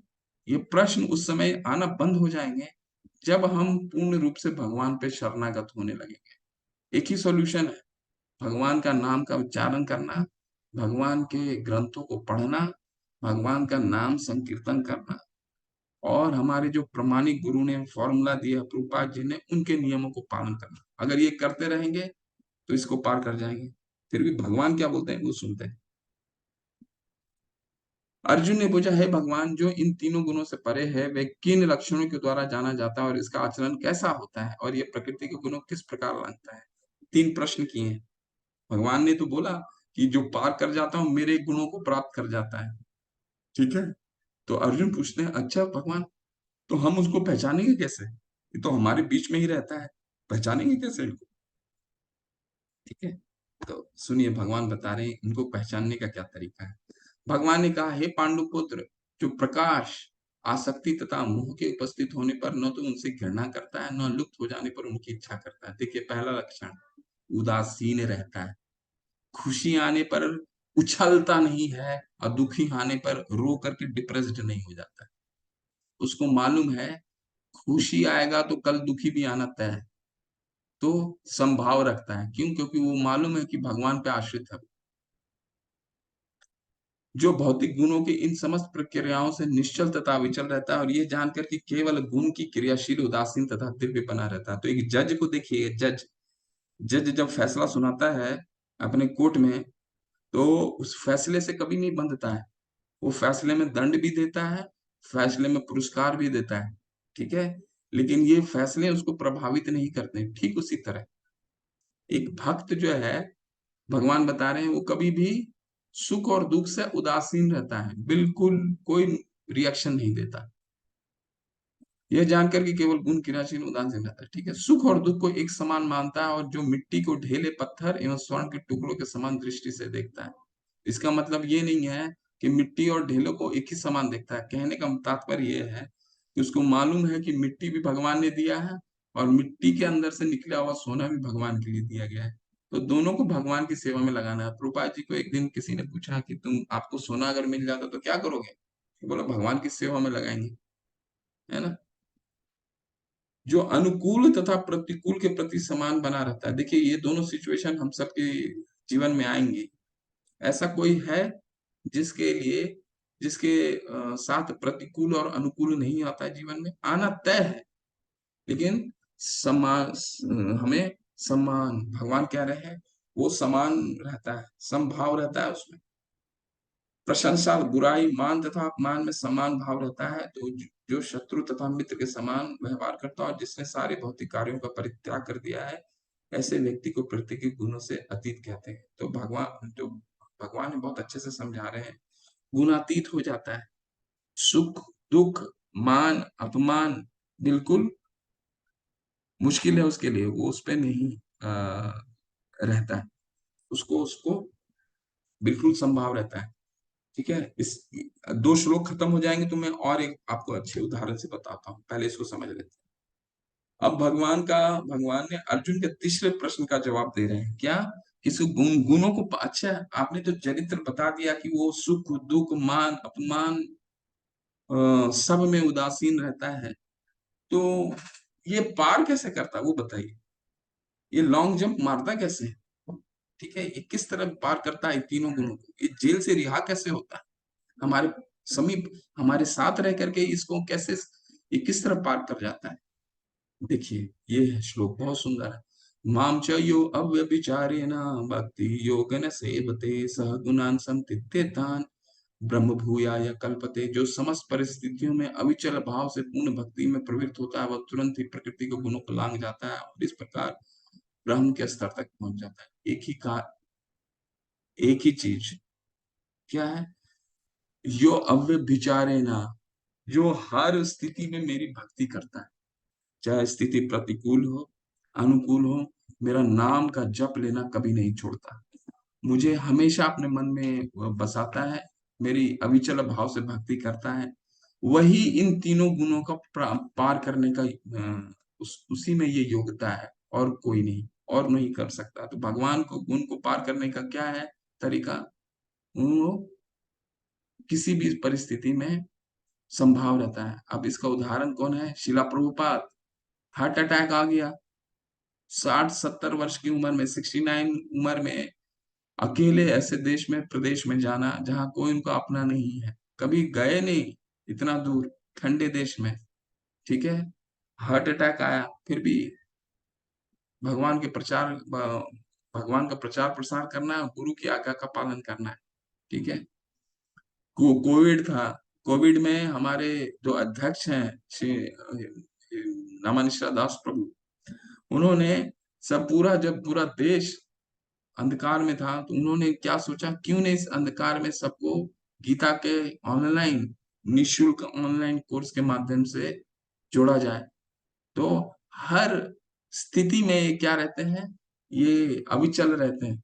ये सिर्फ भगवान को अपने भगवान के से लोगों को कैसे जोड़े, ये ही मिशन में रहते हैं, इनको और कुछ नहीं चाहिए। ये अंतिम है। ब्रह्मणो हि प्रतिष्ठा अमृतावस्य च शाश्वतस्य च धर्मस्य सुखस्य एकांतिकस्य च। और मैं ही उस निराकार ब्रह्म का आश्रय हूँ जो अमर्त्य, अविनाशी तथा शाश्वत है और चरम सुख की स्वाभाविक पद है। 12वें अध्याय में भगवान ने बताया था निराकार। ठीक है, आज उसको भगवान ने क्लियर कर दिया। ये निराकार निराकार इतना कर रहे हो तुम, ये क्या है? ब्रह्मणो ही प्रतिष्ठा, ये जो निराकार है, ज्योति है, ये मेरी शरीर से निकली हुई कांति है। ठीक है, ये शरीर से निकली हुई कांति है, ठीक उसी तरह जैसे एक बल्ब से निकली हुई ये पूरी लाइट। ठीक है, तो ये जो कांति है, भगवान कह रहे हैं मेरी शरीर से निकली है, ये कुछ और नहीं है, ये शरीर से निकली हुई मेरी लाइट है। ठीक है, तो ये 2 श्लोक बहुत महत्वपूर्ण था। तो देखिए इस अध्याय के बारे में भगवान प्रभुपाद जी क्या कह रहे हैं। जीव यद्यपि स्वभाव से ब्रह्म होता है और अपनी स्वाभाविक स्थिति में जीव 3 गुणों से परे होता है, तो स्वभाव से हम इससे परे होते हैं, परंतु लेकिन प्रकृति के संसर्ग में अपने को तीनों गुणों सतो रजो तथा तमो गुण में बांध लेता है। इन्हीं तीनों गुणों के संसर्ग के कारण उसमें भौतिक जगत पर प्रभुत्व जताने की इच्छा होती है। ठीक है, जैसे मैंने आपको बताया कि क्यों ऐसा होता है, वो है तो परे, हम जीव के अंश हैं, लेकिन चूंकि हम प्रकृति के 3 गुणों में बंध गए हैं, इसी कारण ये हमारी प्रवृत्ति। पूर्ण कृष्ण भावना मृत में भक्ति में प्रवृत्त होने पर वह दिव्य पद को प्राप्त होता है और उसमें प्रकृति के वश में करने की इच्छा दूर हो जाती है। अतएव भक्तों की संगति करके भक्ति की 9 विधियां श्रवण कीर्तन स्मरण आदि का अभ्यास करना चाहिए। धीरे धीरे ऐसी संगति से तथा गुरु के प्रभाव से मनुष्य की प्रभुता जताने वाली इच्छा समाप्त हो जाएगी और वह भगवान की दिव्य प्रेमा भक्ति में दृढ़ता पूर्वक स्थित हो जाएगा। कृष्णा भावनामृत में हम लोग भगवान की भक्ति अति सरल है। मनुष्य को चाहिए कि भगवान की सेवा में लगे, शिव विग्रह को अर्पित भोजन का उच्छिष्ट खाए, भगवान के चरण कमलों पर चढ़ाए गए पुष्प की सुगंध सूंघे, भगवान की लीला स्थलों का दर्शन करे। देखिए कितना मेथड सिंपल है, भगवान की भक्ति के लिए मेथड कितने सिंपल है। तीर्थ स्थानों के दर्शन करे, भगवान के विभिन्न कार्यकलाप और उनके भक्तों के साथ प्रेम विनिमय के बारे में पढ़े, सदा हरे कृष्णा आप अपने मन में बोलिए जहां भी, सदा हरे कृष्णा कृष्णा कृष्णा हरे हरे, हरे राम राम हरे हरे का अभ्यास करना चाहिए। कोई मुश्किल नहीं है। इन 3 गुणों को पार करने का फॉर्मूला प्रभुपाद ने अपने इस स्लाइड में बहुत अच्छे से बताया है, तात्पर्यों के माध्यम से। बहुत सिंपल है। क्या है? अपने गुरु 4 बजे उठना, मंगल आरती करना, 4 नियमों का पालन करना, मीट ईटिंग नहीं करना, इंटॉक्सिकेशन कोई नशा पान नहीं करना, कोई जुआ नहीं खेलना और किसी तरह का अनैतिक संबंध नहीं रखना, शास्त्रों का श्रवण कर कीर्तन करना, हरि नाम का जप करना, सुबह जल्दी उठना, मंगल आरती करना, श्रवण कीर्तन करना, फिर अपने कार्य में रहना। कार्य छोड़ने के लिए कोई नहीं कह रहा है।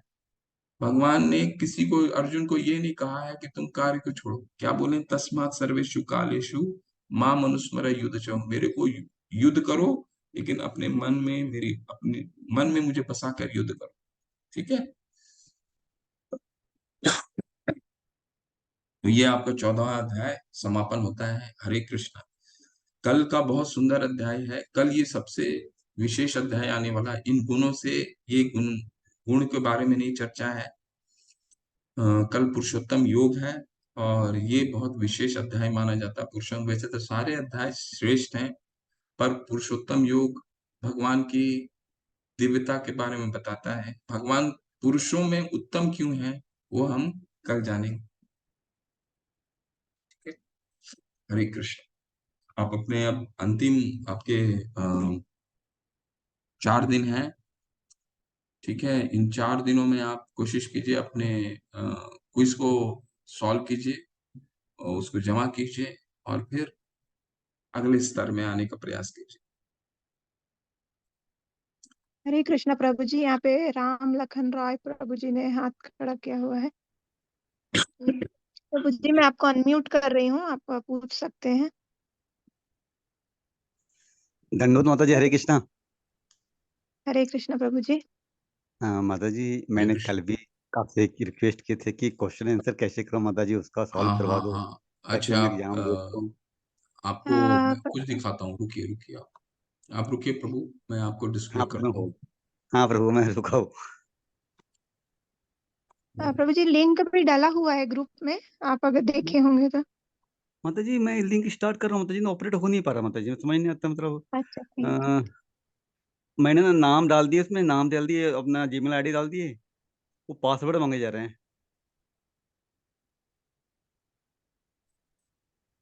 आपको उसमें शायद एक बार रजिस्टर करना पड़ेगा शायद प्रभु जी। हाँ, रजिस्टर रजिस्टर, करके करना पड़ेगा। रजिस्टर तो कर चुका हूँ प्रभु जी। नहीं, जो आप वहां पे रजिस्टर शुरू में किए होंगे ना, वो रजिस्ट्रेशन नहीं है प्रभु जी। ये वाले जो आपका पेज ओपन हो रहा है ना, वहां पे एक रजिस्ट्रेशन करना पड़ेगा आपको शायद। आपके सामने क्या करूँ, क्या हेल्प करें कुछ या बाद में कर लें? ठीक है प्रभु जी, एक बार हम लोग देखते हैं। आप प्रभु जी भी कुछ बता रहे हैं, आप देख लेते हैं पहले, है ना? सबका ठीक, टाइम है अभी ठीक है माता निश्चित जी, से, ठीक। है ना? और कहाँ पे अटक रहे हैं प्रभु जी, एक आप स्क्रीनशॉट लेके आप डाल सकते देखिए, हैं, भेज मैंने सकते हैं। मैंने चैट में आपके डाला है। हम्म। ये चैट को कॉपी कर लीजिए। ठीक है? और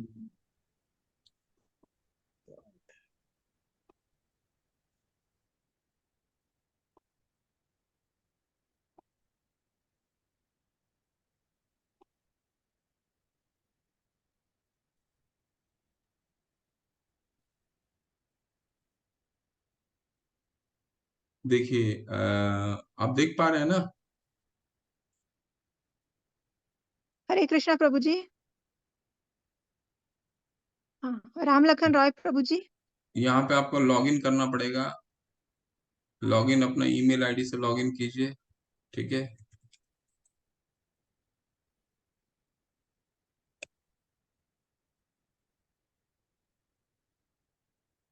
पता नहीं, शायद ये नहीं होगा, मेरा नहीं है।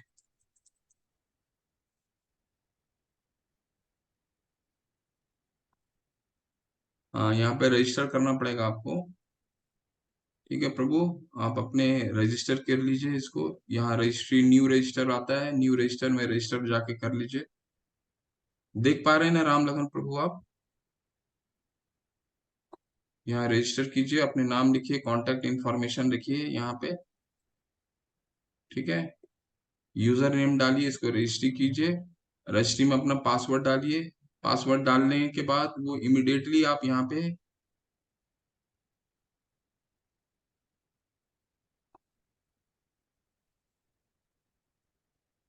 आप जैसी करेंगे ये आपको क्विज खुल जाएगा। क्योंकि मैं नहीं कर सकता हूँ, तो क्योंकि मैं एनरोल्ड नहीं, तो आपको यहाँ पे ये जो क्विजेस हैं खुल जाएंगे। वो बहुत ही आसान है प्रभु, एक बार करके देखिए। अगर आप यहाँ पे रजिस्टर हो चुके हैं राम लखन प्रभु, यहाँ बस एक काम करना है। यहाँ गेट स्टार्टेड लिख रहा है आपको, गेट स्टार्टेड जो लिंक आई होगी चैट बॉक्स में, उसको गेट स्टार्टेड कीजिए, यहाँ लॉग इन कर लीजिए, अपना यूज रजिस्टर कर लीजिए, यूजर पासवर्ड डाल लीजिए और स्टार्ट कीजिए। आपकी क्विज खुल जाएगी। दूसरों के भी वही क्वेश्चन है प्रभु प्रभु जी, एक बार पूछ लेते हैं। मंजू माता जी और प्रीति गौतम माता जी पूछ रहे हैं कि उनका भी नहीं रजिस्ट्रेशन हो पा रहा है, और तो कहाँ पे प्रॉब्लम आ रही है माता जी, बताइएगा। मैं अनम्यूट करती हूँ प्रीति माता जी।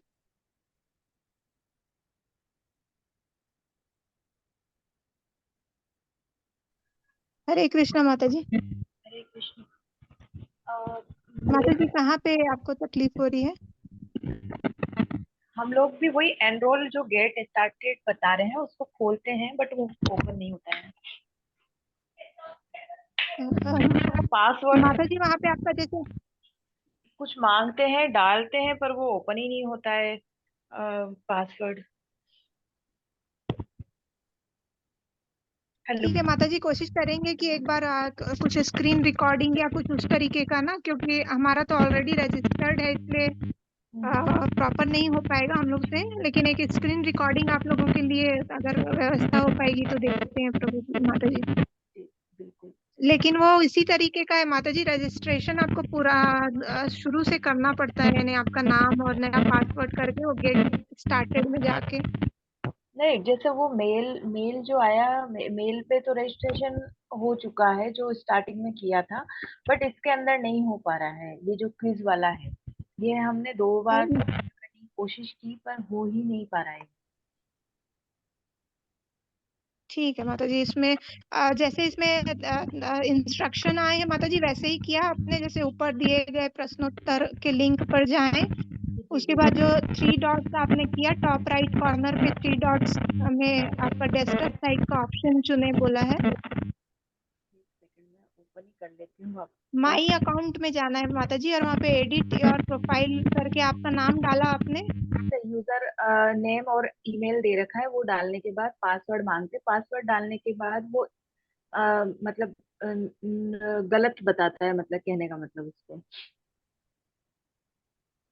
ठीक है माता जी, हम देखते हैं। ठीक है। एक मिनट माता जी, एक मिनट रुकिए।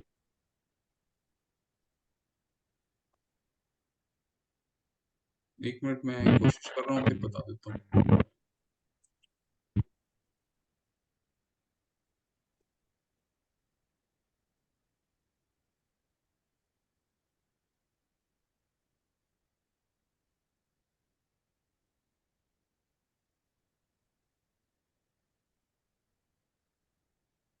हो रहा माता जी, मैं अभी इनरोल करके देख लिया, वर्किंग मतलब हो रहा है। आप लोग ठीक से रजिस्टर कीजिए, फंक्शनल है, कोई प्रॉब्लम नहीं। फिर ट्राई करके देखते हैं फिर कल हाँ, बताएंगे। वो आप जो अभी चैट बॉक्स में जो लिंक दिया गया है ना, बस उसी से खोल लें। उसको बस फॉलो कीजिए। आपको रुकिए, मैं अभी शेयर करके दिखाता हूँ स्क्रीन। आपको ये लॉगिन करना है, ठीक है?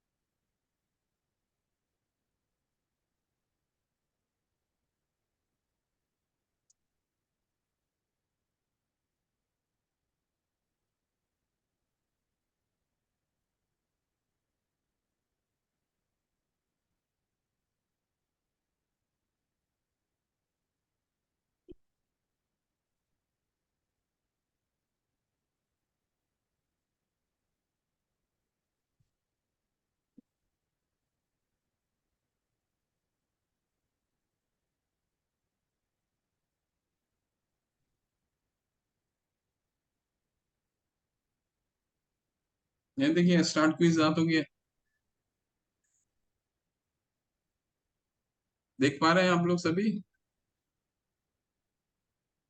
हरे कृष्णा। देख पा रहे हैं माता जी आप लोग? प्रभु माता आप लोग देख लीजिए, इसको आसान है माता जी, कुछ भी नहीं है इसमें का। भगवत गीता क्या है? भगवान का गीत। हो गया, फिर नेक्स्ट जाइए। ठीक है। यशोदा मैया की जन्म हुई पुत्री का क्या नाम है?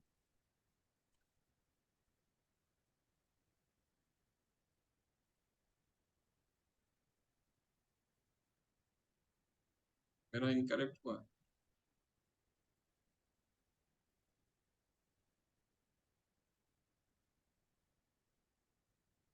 ये आप कर सकते हैं, सब आसान है। क्विज आप खुल सकता है। क्विज खुल रहा है ना, आप लोग देख पा रहे हैं ना डिस्प्ले में? जी प्रभु जी, आ रहे हैं। उसको ठीक से रजिस्टर कर लीजिए, आ जाएगा। सुनील कुमार शिवाश प्रभु, इनको अनम्यूट कर लेते हैं माता जी। जी जी प्रभु जी। हरे कृष्णा प्रभु जी, माता जी हरे दंडवत प्रणाम। हरे कृष्ण। मेरा एक प्रश्न है, वो इस अध्याय से संबंधित नहीं है, वो कर्म से संबंधित है। ये थोड़ा डेली लाइफ से संबंधित है। बहुत दिन से इसका आंसर मैं पता करने के प्रयास में हूँ, लेकिन अभी तक मिला नहीं है। प्रश्न मेरा है कि कोई आदमी दूसरे का काम करता है, तो वो कर्म की श्रेणी में आता है कि अकर्म की श्रेणी में? जैसे कि मतलब ये हमारे जो ऑफिस में हो रहा है उससे रिलेटेड मैं पूछ रहा हूँ। जैसे एक डॉक्टर है, डॉक्टर का काम रहता है कि ऑनलाइन पेशेंट चेक करना, लेकिन वो अपना काम नहीं करके एक दूसरा है वो कर देता है। तो ये जो कर्म जो होगा वो किसके कर्म का हिस्सा होगा, उसका जो फल आएगा वो? आपका क्वेश्चन को मैं थोड़ा सा ठीक से सुन नहीं पाया, एक्चुअली बाहर काफी साउंड है, इसीलिए मैं इस तरह से समझने का प्रयास करूं। आप पूछ रहे हैं कि जिसका जो कर्तव्य है वो कर्तव्य नहीं निभा रहा है, और दूसरे उसका कर्तव्य निभा रहे हैं, ऐसा पूछना कुछ चाह रहे हैं क्या? हाँ प्रभु जी, ऐसी टाइप का प्रश्न है मेरा। हाँ। नहीं नहीं, एक्चुअली क्या है प्रभु, हमें दूसरे क्या कर रहे हैं उस पर ज्यादा चिंता अभी नहीं करनी है। क्यों ऐसा है? क्योंकि सबसे पहले शुरुआत कहाँ होनी चाहिए? गीता। गीता का उपदेश हम किसी को तभी दे सकते हैं जब गीता एक व्यवहारिक विज्ञान है। विज्ञान का क्या मतलब है? वो ज्ञान जो हमें जो हम इसको व्यवहारिक रूप से स्वयं में जब तक उसको हम नहीं उतारते हैं तब तक हम दूसरे को शिक्षा नहीं दे सकते, पहला। तो उसको गीता कुछ नहीं है, उसको जीवन को जीने का तरीका है गीता। गीता और कोई ज्ञान नहीं। अगर कोई दूसरा व्यक्ति किसी दूसरे गुण में है तो वो प्रकृति के गुण में बंधा हुआ है। डॉक्टर अपना कार्य नहीं कर रहा है तो वो प्रकृति के गुणों के कारण वो बद्ध है, उसकी चिंता छोड़ दीजिए। ठीक है। हमें क्या चिंतित रहना है? हमें अपना चिंता करना है, हम अपने जी। हाँ प्रभु इस जी, उसी के कारण ना उनका काम मुझे भी करना पड़ता है। कभी कभी ऐसा होता है कि उनका काम मुझे भी करना पड़ता है। तो इसलिए फिर मैं ये क्वेश्चन राइज किया, मेरे अच्छा मन में अच्छा इसे भी क्वेश्चन आप कर रहे हैं जी। अच्छा आप ये पूछना चाह रहे हैं कि डॉक्टर जी अपना जी, कार्य नहीं करता है, जिसके कारण उनका कार्य भी आपको करना पड़ता है। हमारे पास आ जाता है इस टाइप का। हाँ तो ये तो क्या है, थोड़ा सा आपको बिल्कुल स्पष्ट रूप से उनसे बात करनी पड़ेगी, और अगर स्पष्टता जहां तक आप उनका कार्य कर सकते हैं उनका कीजिए, नहीं तो स्पष्ट स्पष्ट होकर के उनको क्लियर करके बात कीजिए, एकदम बिल्कुल एक्चुअल में, स्पष्ट। जी एक्चुअल में ये क्या है कि मरीज से संबंधित है। डॉक्टर ये टोटल ऑनलाइन काम होता है ना, तो ऑनलाइन में मरीज आता है, रजिस्ट्रेशन होता है। अगर सर्वर डाउन है तो उनको क्या है कि हमारे ऑफिस से फिर करवा दिया जाता है। तो इस टाइप का मैं बोल रहा था। आप ये बोलना चाह रहे हैं कि सर्वर डाउन होता है, जो उनको कार्य करना पड़ता है वो भी आपको करना पड़ता है, हाँ ये हमारे पास आ जाता हूँ। वो मतलब आपके पास। एक्चुअल में दो ऑफिस है। एक में अगर सर्वर डाउन हो जाता है तो हमारे यहाँ वर्किंग में रहता है, तो हम्म उनका काम हमको हमारे यहाँ से करना पड़ता है। तो हम्म कई बार ऐसा होता है कि उनके यहाँ सब चीज चलने के बाद भी वो नहीं करते, फिर वैसी स्थिति में हमको ही करते रहना पड़ जाता है ऐसा। तो आपने कभी बात करने की कोशिश की कि जब स्थिति ठीक है तो वो जी। स्वयं अपना काम करने, ऐसी कभी बात करने की कोशिश की है आपने? हाँ नहीं प्रभु जी, मैंने ऐसे बात नहीं की। कभी थोड़ा सा देखिए, जी हर चीज को स्पष्ट बोलने के लिए जरूरी नहीं है कि हम 17वें अध्याय में जब हम जाएंगे, भगवान बताते हैं प्रभु। वाणी की तपस्या, वाणी क्या तपस्या क्या है, अनुद्वेग करम वाक्यम सत्यम प्रिय हितम च यत्। हमें अनुद्वेग करम मतलब अपने जो वचन है ऐसे बोलने हैं कि किसी को शुद्ध नहीं करे, किसी को कटु नहीं लगना चाहिए, पहला। जी प्रभु। दूसरा, सत्य बोलना चाहिए। तीसरा, किसी को उसको प्रिय मतलब बहुत ही अच्छे से बात करना है। तो हम अपने पोजीशन को अगर क्लियर कर लेते हैं बिना किसी तरह के कटु वचन बोले हुए और सत्य बोले हुए, तो कोई देखिए, समाज में एक चीज तो जरूर अच्छा हुआ है। क्या हुआ है? लोग थोड़ा ब्रॉड माइंडेडनेस नहीं हुए, सब चीज को एक्सेप्ट करने लगे हैं। अगर हम जी प्रभु। स्पष्ट होकर के सत्य बोलते हैं और उसको अच्छे से पुटअप करते हैं, इस चीज को कटु वचन जी। से नहीं, अच्छे से पुटअप करते हैं, प्रिय रूप से पुटअप करते हैं, हाँ, तो शायद उसका एक्सेप्टेंस हो जाता है। एक बार नहीं, दो बार बोलने से उसका एक्सेप्टेंस होता है। ये मेरा पर्सनल अनुभव भी है। ठीक है, जी तो प्रभु इसको जी। प्रयास करने का, इसको कोशिश करने का, जब उनको बोलिए कि जब आपको मेरी जरूरत है तो मैं जरूर करके दूंगा, लेकिन जब स्थिति ठीक है तो मेरी आपसे प्रार्थना है कि ये आप स्वयं कर लें। मेरा दूसरा भी कार्य है, इसको करने का मेरे पास समय नहीं मिल पाता है, तो आपसे ये प्रार्थना है, प्लीज कर लीजिए। ऐसा करके जी कुछ प्रभु जी।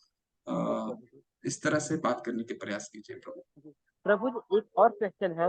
हम्म मेरा जो हायर ऑफिसर है, मेरे जो अधिकारी है, अगर वो सही काम भी रहता है तो मुझको फिर जोर जोर से बोल करता है, चार लोगों को सुनाई टाइप का करता है।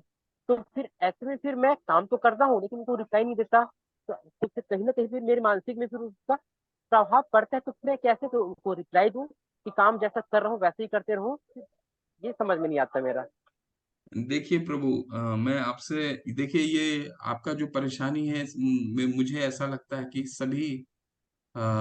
सभी ऑफिसों में इस तरह का परेशानी रहता है जी कि प्रभु लोग जी। अपने जो सीनियर है, हायर अथॉरिटी से कहीं ना कहीं इस तरह की सिचुएशन फेस करते हैं। ठीक है, तो ये कोई एक्सेप्शनल केस नहीं है प्रभु, ये आता है सिचुएशन हर ऑफिस में। मेरा बस आपसे इतना ही अनुरोध है कि आप अपनी आध्यात्मिक शक्ति को दृढ़ कीजिए, क्योंकि हम दूसरे को, दुनिया को बदलना हमारे लिए बहुत कभी कभी कभी अपना पोजीशन क्लियर कर लीजिए, जरूरी है।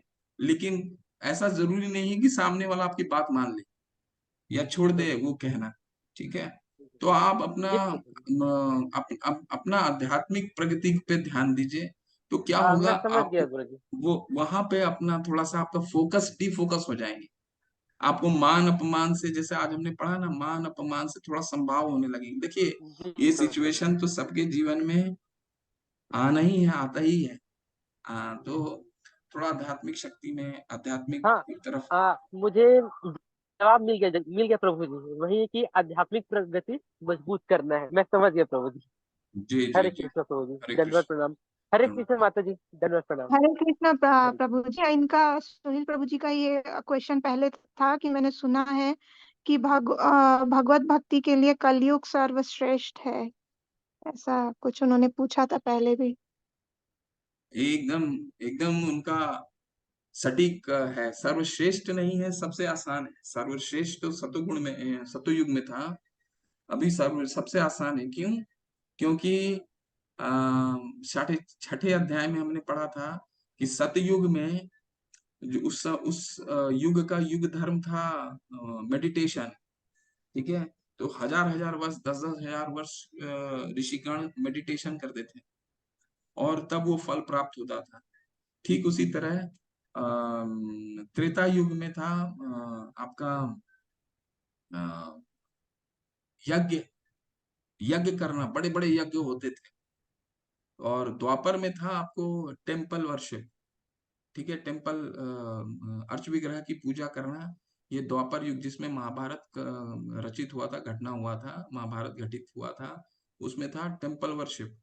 लेकिन जो कलयुग है, कलयुग में सिर्फ भगवान ने ये बोला कि जो तुमको मेडिटेशन करने से, ध्यान करने से जो फल प्राप्त होता है, जो अ, त्रेता में यज्ञ करने से जो फल प्राप्त होता है, द्वापर में जो अर्च विग्रह की सेवा करने से जो फल प्राप्त होता है, वो यहाँ पर सिर्फ संकीर्तन करने से ही, यज्ञ ही प्रायर यजंती ही सुमेध सा।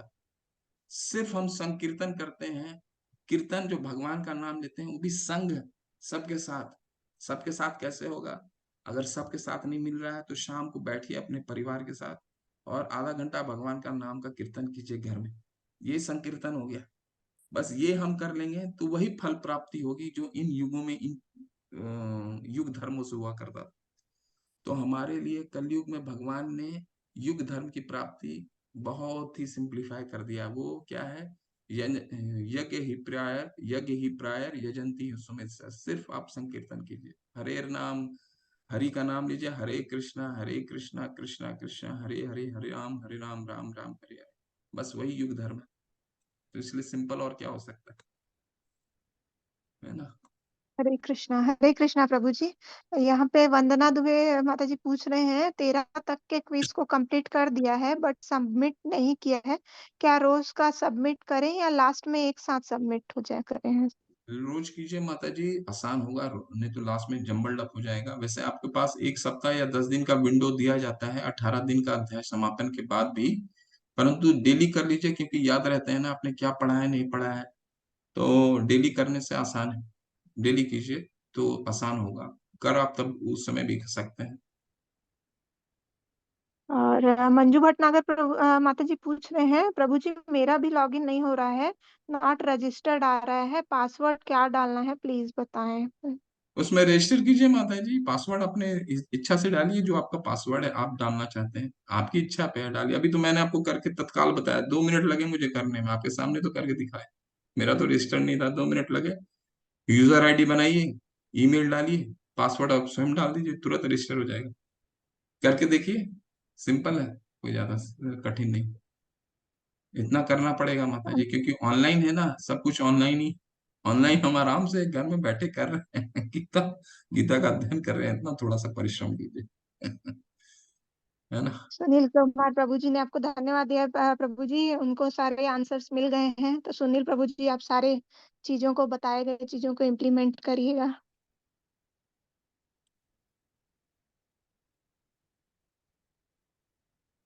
चले माता जी। आ, और जी किसी को माता कोई जी प्रश्न प्रभु है? जी।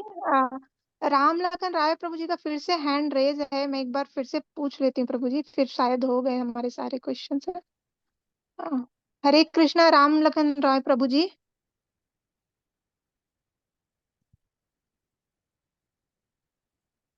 हरे कृष्णा। शायद इनका हैंड रेज रह गया होगा, डाउन नहीं किया होगा इन्होंने। जी प्रभु जी, मेरे ख्याल से सारे क्वेश्चंस हो गए हैं प्रभु जी आज ठीक। का सेशन। ठीक है, चलते हैं फिर। वंशा कल्पतरुभ्यश्च कृपा सिंधुभ्येव च पतितानां पावनेभ्यो वैष्णवे भयो नमो नमः। अनंत कोटि वैष्णव वृंद की जय, शिल प्रभुपाद की जय, नमाचार्य हरिदास ठाकुर की जय। हरे कृष्ण। आप सभी हरे कृष्ण।